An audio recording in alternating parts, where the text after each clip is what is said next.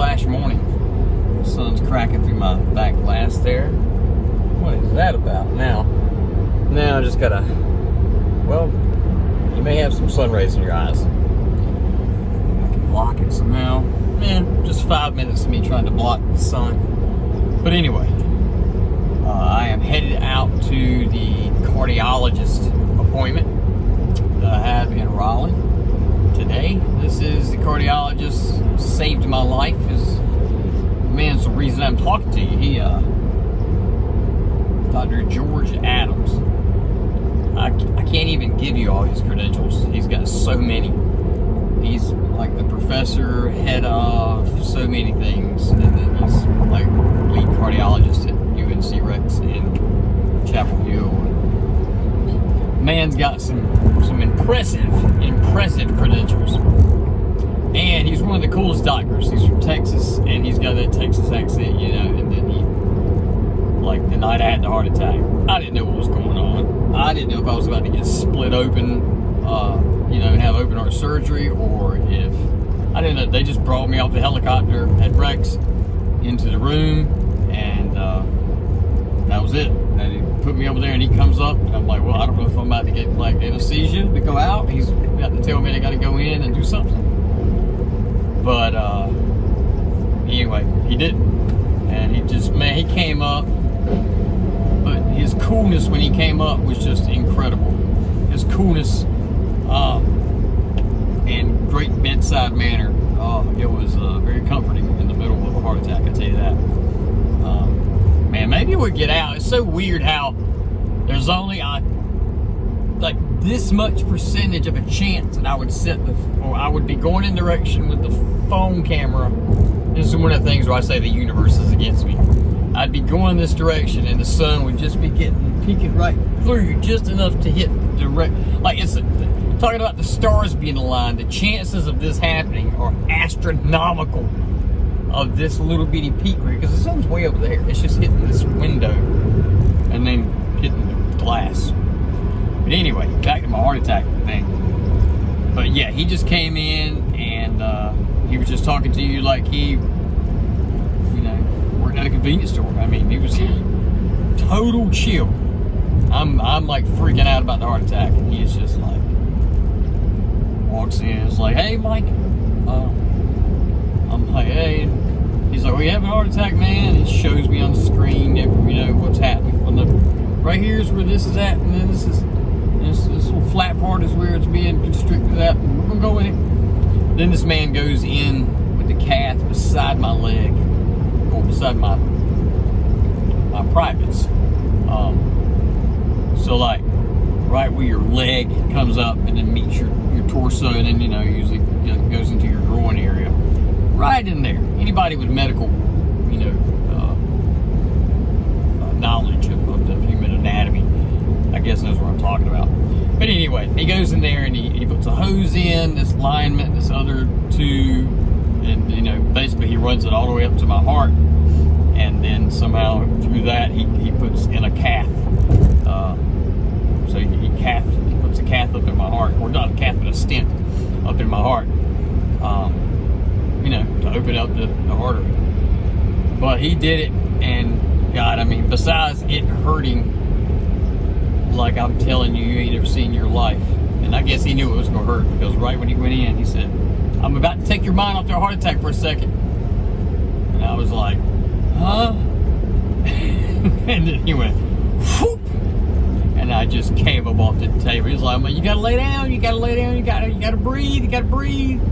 I was like, oh my God. But he told me later, he said, look, man, if you were a fat boy, or if you were a little hefty, or had some meat on you, because he's like, you skin and bones, dude. He said, you were skin and bones. He said, so yeah, he said, your nerve was right there by the, where I had to go in at. But as far as bedside manner and him being cool, and making me feel calm while he was doing that, yeah, he is off in the spaceship above everybody else. Dr. George Adams.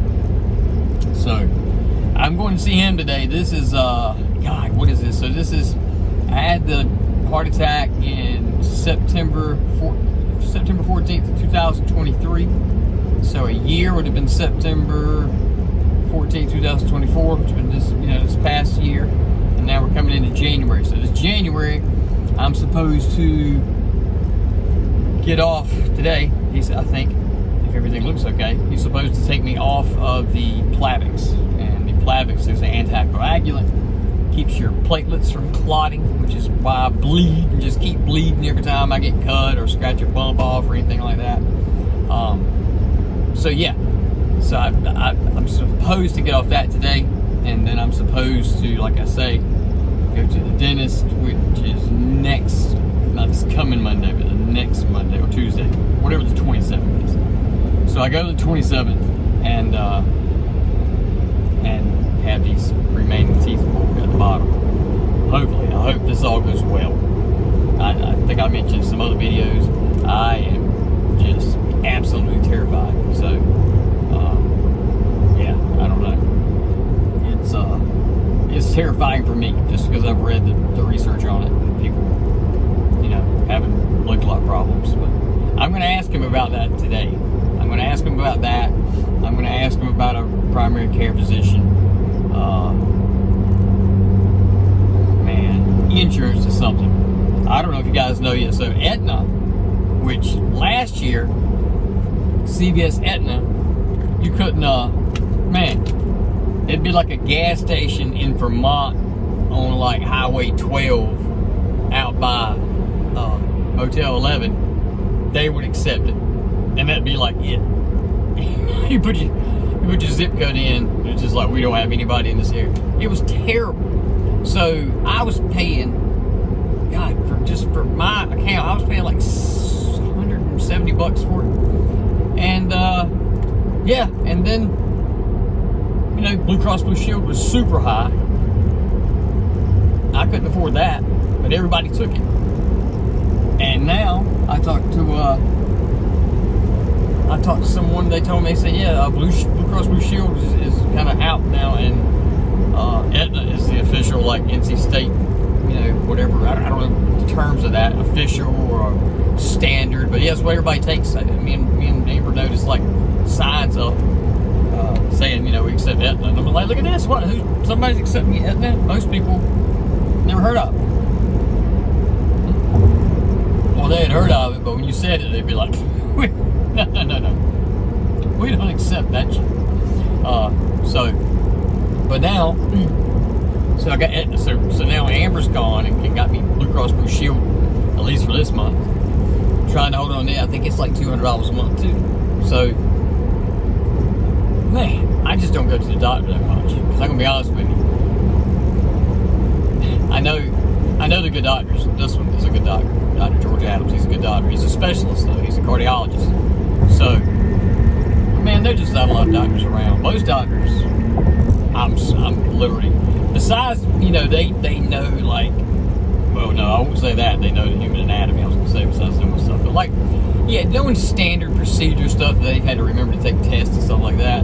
But as far as diagnostic skills of a patient coming in, this patient coming in, and this patient coming in, and going like, hey, what's happening? Man, I would stand toe-to-toe against anybody doing diet. If I had the same tools, if I had access to MRI, CAT scans, PET scans, stuff like that, I would stand toe-to-toe with diagnostic stuff with doctors. As far as diagnosing patients, I'd be like the House, minus the Vicodin and problem and the cane. But I would out-diagnose most doctors, especially these primary care doctors and physicians. It's ridiculous. It's almost shameful when I'm talking to them. I remember one time I went to our urgent care place, and there was a doctor in there, and he was an older man, so I don't think he was I'm pretty certain he was not a physician's assistant or a nurse practitioner or anything like that. He was a doctor, and I had stepped on a nail, and it like went in my foot a little bit, but not like a Jesus thing, go all the way through. So I went there just because I got worried, because I hadn't had a tetanus shot in a while. And anyway, during the visit, I said, look, man, I wanted to get a tetanus shot, and we were talking. I said, now, just for my clarity, I said, now, if I've stepped on this nail and got tetanus, right? Like I've acquired tetanus. Does the tetanus shot like fix that, or is it just like a protocol for proactive, like like almost like a vaccine kind of thing? It just keeps me from getting it. But if I've already got it, the shot won't do anything, or will it? That's what I'm asking. And he said,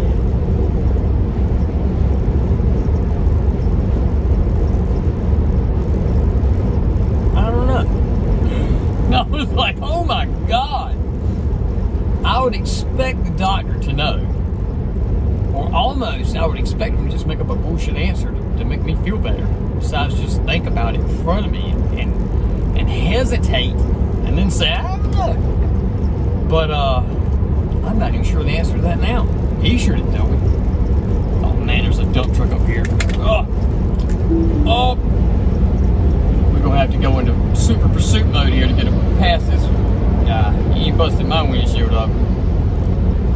But anyway, yeah, the doctors are just tough, man. So besides just here, a few there, far between, doctors in the medical community are pitiful. I mean, absolutely pitiful. And a lot of them, all they want to do is write prescriptions, because pharmaceutical, industry pays them. So they, they'll write whatever. I think we've seen that. Pfizer. So yeah, I think we've seen all that happen. But yeah, the doctors, as far as diagnosing, they're not trying to fix you or diagnose anything anyway. So, but I am happy and thrilled to go to this guy here, because he is great. He is good. I remember after the heart attack, I went in, man, I was just still in shambles, like emotional and scared to death. And he was just like, man, what are you doing? Came in, like, he was just talking to me like we were old school friends, something, man, like hit me on my legs, like, boy, don't get in there and mess up my good work, boy. Like it made me feel at ease. That's important for being doctors, having some bedside manners, knowing what to do, knowing what to tell, knowing what not to tell. Like nobody mentioned my ejection fraction, which is the rate they use to measure your heart. I guess the ejection fraction. I guess in ejecting, blood into your heart, or out of your heart. And I never heard of this at all. And then one of my friends who had a heart attack, we were talking, he was calling to check on me, and he was like, what's your ejection fraction? And I'm like, what are you talking about? I have no idea. He's like, yeah, man, they'll tell you. He's like, just, he was telling me, like, his was like, 12. He had like 4 heart attacks. He's got like 11 stents in his body. He got stents like under his fingernails, got like a couple stents in his eyelids. He is, man. And if he's watching this, he's gonna know what I'm talking about. Like, he knows I'm not talking crap about it. I'm just saying, like, he's gonna know, like, oh, that's me. But anyway, he called me and asked about that. So my next doctor visit, not with this guy, but another doctor I was seeing, kind of a primary guy. He was a physician's assistant. And see, man, it's not the camera should look the whole time. See, no sun glares. But anyway, the doctor was sitting there looking at the computer. I couldn't see the computer screen. And I said, by the way, man, I said, what's my ejection fraction? I said, everybody's asked me that. I said, I haven't heard the number. And he's like, oh yeah, we can tell you that. Hold on a second. And he looks at, I'm looking at him from a profile standpoint. I'm sitting over here. He looks at the screen and he goes, yeah, we can tell you that, man. He's like, here. Ooh. It's like, what would you do that for? Like, I think I just got done telling him how scared I was, and I was going to have another heart attack or another event or something like that. And he's like, ooh. He's like, that ain't good. I was like, did you really just say that ain't good? So, and anyway, he was like, yeah, he's like, oh, and get this. And he's like, so, that's 35. He's like, ooh, he said, that ain't good. And I was like, what? He's like, so 35%. And I'm just like, dude, because when somebody says, hey man, I've got 35% energy, or I've got 35% battery. To me, that's 35% out of what? 100, right? I mean, that's how I think. If anybody out there said anything different, I'm sorry, I think 100. So, yeah, he tells me, he's like, ooh, that ain't good. He said, that's 35. So I'm like, dude, I'm practically dead. Like, if my ejection fraction is 35%, like, I don't know. And they're telling me, like, you know, you can get that back. You know, your heart builds back up. You just got to hit really hard. So, then later we come back up to this doctor and we're talking to his other, like, side doctors, his partner. And she's, you know, when I go back in, she's telling me, she's like, we're good. She's like, your ejection fraction is back to normal where it should be, around like 50, 55. And me and Amber both are like, what? And then she explains to me, like, oh, yeah, no. Nobody's heart works 100%. You know, it's like good jet, most, you know, like the best is like 70, 80 or whatever. I can't remember. So if anybody gets into argues, I'm not really arguing about it. Whatever it is, but it's definitely, like, everybody doesn't have 100. So when they tell me 35%, I think immediately 100. It wasn't 100. So anyway, yeah, just things like that. You know, doctors just know, like, what to say, what not to say. Maybe I shouldn't be like, ooh, damn, man, you're almost dead. Stuff like that. And like, man, George Adams up here, when I was talking to him, and I was like crying, I was just like, dude, man, just so you know, he could see me like breaking, and he was just like, man, dude, get up, man, you should get out here and live your life, go out there and do something, man, get out here and get mad, you need to get up and work, do some stuff, you know, like, which made me just feel way better. It's just like, oh, you know, like, he's the man, he's the heart doctor, and he's telling me, don't worry about it. And he, you know, even if he's seen a million of me, and it didn't turn out so well, he knew not to tell me that. Like, yeah, what good is it going to do to tell me that? Besides just like, yeah, man, like, you need to keep doing stuff, eating right, walking, being healthy and stuff like that. But yeah, not knowing what to tell, that's very important. Whoa.